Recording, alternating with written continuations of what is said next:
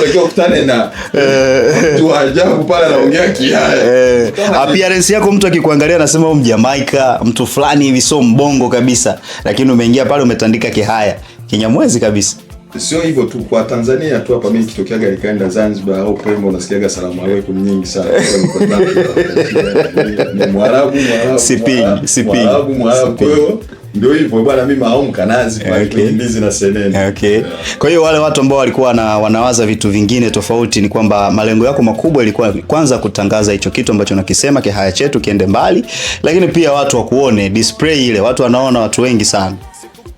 Mimi naweza nikasema kwamba hajaona tu mtu wa Bukoba na mimi sijamlenga aone yeye tu. Mimi nimewaza Mwaya aliko Chicago, America, Mwaya aliko wapi, aone kwamba kumbe nyentoro maanga kununjwa afu kumbe aliyo mtu tunapambana usiku moro wa yarwai. Inawezekana huyu mwenyewe aone kitu hicho.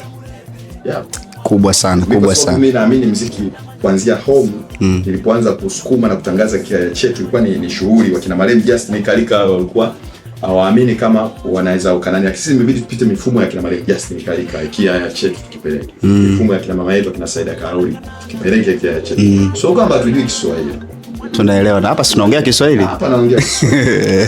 Lakini siku sishangaa mimi naweza kufungua hata redio ya Kihaya tu. Naongea Kihaya. Bwana. Safi.